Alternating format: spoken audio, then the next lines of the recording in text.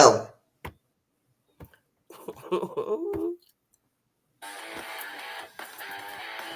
Can you hear the music? Is it loud enough? Can you hear it? Yes. Okay, well, I'm just trying to make sure. Ready? It's just the drum roll.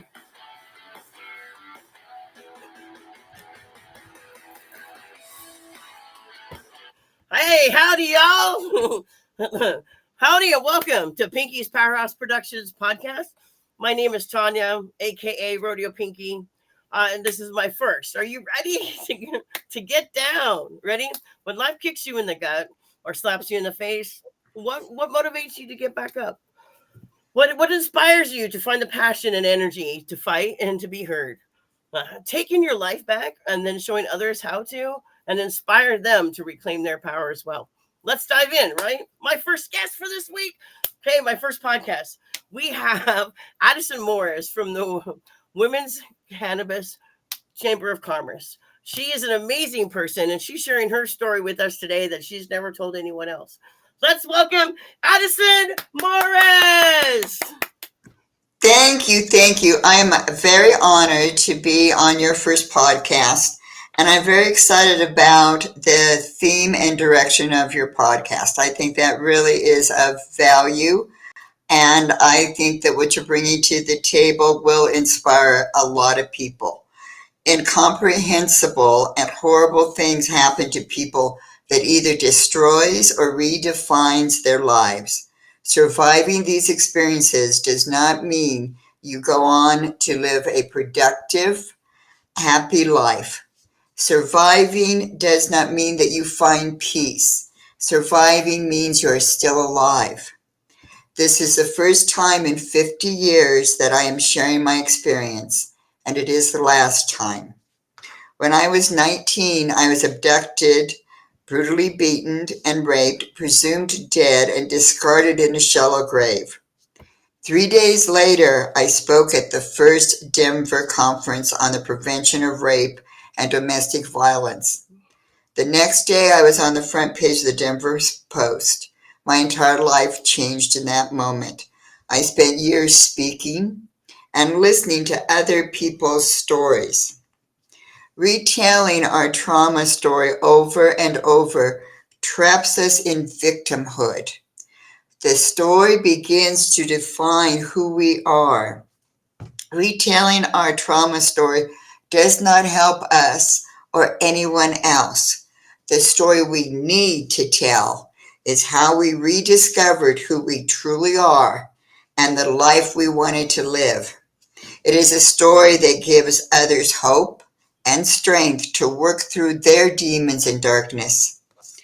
Over the decades, I have had the honor of hearing stories of Holocaust survivors. How do you rebuild your life when you have lost everything and everyone? How do you go from a concentration camp surrounded by death and starvation to a condo in Florida surrounded by your children and grandchildren and living in happiness and peace? There is this undefinable thing that I call the human spirit, for lack of a better term. I've experienced it, but I don't understand it. I worked very hard for decades to find my way back to who I was and how I wanted to live my life. To bring peace back into my life, I learned how to create the life I wanted. And in the process, I became a human rights activist. Experiencing a traumatic incident can make it difficult to function in a traditional work environment or even a relationship. Work environments can be toxic and triggering. PTSD is real and unpredictable. I was always planning on being an entrepreneur and realized that how I could help other women rebuild their lives and their identities was to teach and mentor them on using their talents and skills to become business owners, to create a life that gave them back their control and embraced their brilliance. My journey to creating a quality life resulted in founding the Women's Cannabis Chamber of Commerce in 2016. I saw that as a way to help as many women as possible. And I do not do it alone. The WCC members support and mentor other entrepreneurs. They volunteer in their communities and they build strong, positive, welcoming communities. They are activists and innovators. They are the women who are raising kind, compassionate people who will continue to make this a better world. They are why I'm still here, and they are how I found my peace and my little piece of the world. And thank you all for being part of my journey. All right, let's do this. Ready? Let's get some applause. Thank you. Ready? Thank you very much for sharing your story, Addison. It really was so very wonderful to hear how such disparity has brought you into such wonderful treasures of what you've done in the world, and how you're planting your seeds to share for the next generation and beyond. So thank you so much for sharing that. Thank you. So let's see here. What is it? So is there other things that you besides doing Women Chamber of Cannabis? Do you do other things?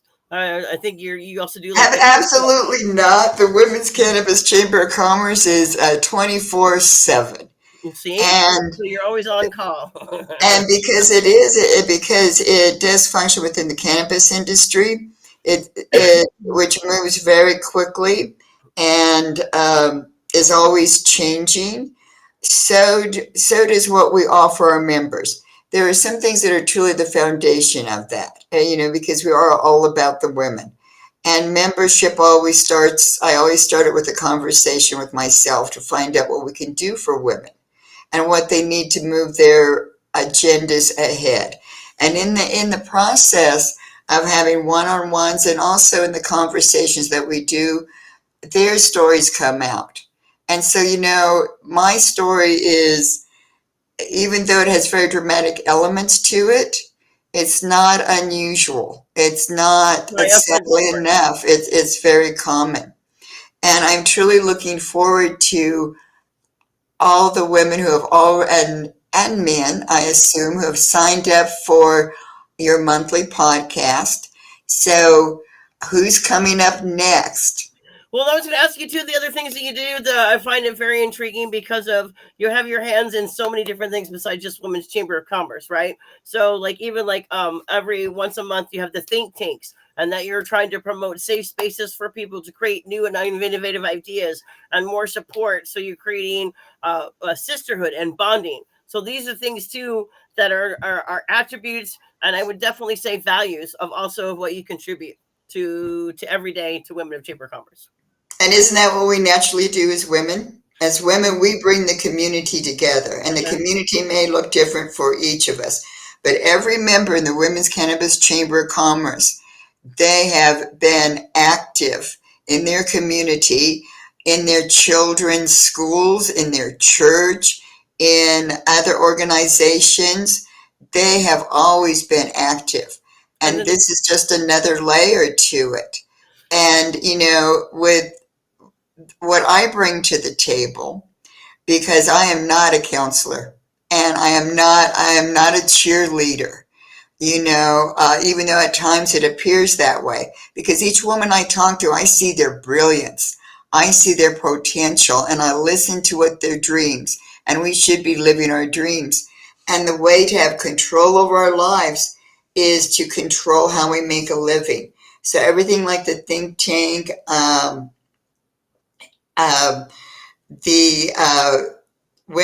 the conversations with women in the cannabis industry, the private conversations among the members, all of these are moving towards the same thing, because truly where our power is as people, just not women, but I think, I can only address the needs of women.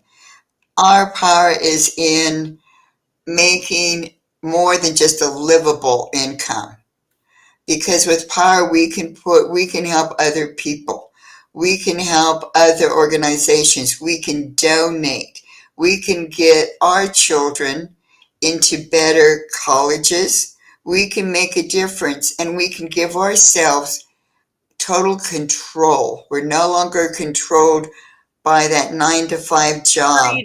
Freedom. It is, and we need financial freedom to do that. What you're trying to do is you're providing tools for women, because if you can understand how to be your own boss and not have to be told by the man what to do, that's freedom, not just financial freedom, but that's freedom in life. So that way you're creating change in the way that you know that the best that you are and sharing the best with yourself in the world. Yes, and I try to frame that with softness. Also, Liz, we were being with the Chamber of Cannabis. Okay, you were also the projects, the people that are coming to you.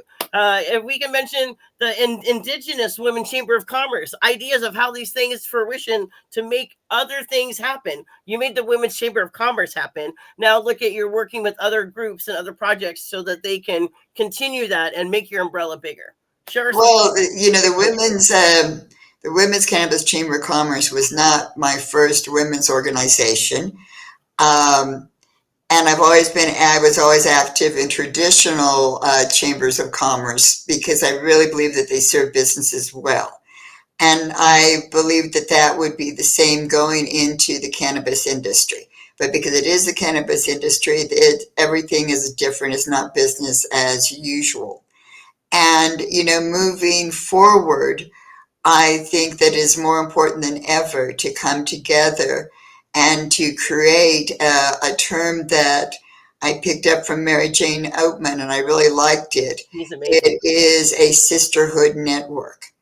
And so, moving forward, that's what I hope and am working on building is that sisterhood network because we are so powerful. There you can look at the stats, you can Google it. Women make the buying decisions. We control the decisions of how money is spent. And we have so much more power than we realize. And to step up and really claim that and move forward with that. I've got one soapbox, and I've been on this soapbox since actually probably 1964. And that's a lot of soaping, girl. That's well, that's what I discovered, that I was never going to be able to get a credit card unless I had a man sign for it, that I couldn't buy a house or a car without a man signing for it. And I looked around in a little town in Nebraska, and there were women there who did not have rights, who, when they were in physically abusive relationships, everybody looked the other way because, that's just the way it is. And, changes, Lynn. The ladies are leading, and we are ready to slay. So let's do it. And let's do it, and that's what you are doing. So what? Okay, so Pinky, what can we expect from you? I've done all the talking. Well, that's what I'm here for. See, basically, if you want to know about me, you can email and ask questions. But I'm pretty much an open book. I'm Rodeo Pinky. My favorite thing to do is go out and rodeo. I'm just trying to get to the next rodeo and have fun and play in the dirt and rope me some cows. You know what I mean? Other than that, go out and spread the good word, kind of like a traveling preacher. Share the love, share the energy. How can I electrify you?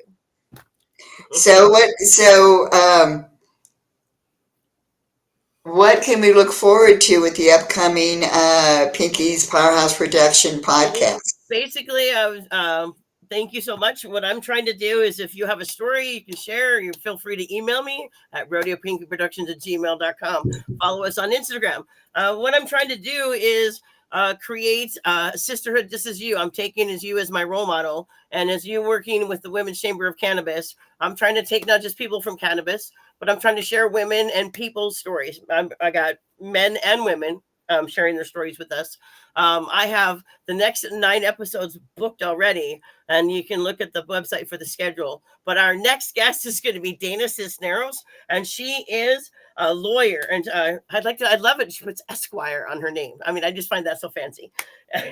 She's been nearly a lawyer for 2 decades, and she's represented a large amount of companies through California.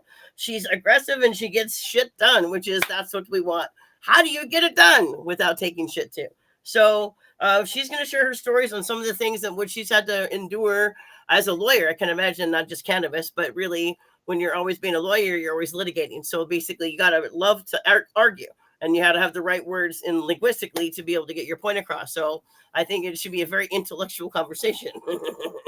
But down the line, I have a JML Bueno for the third podcast.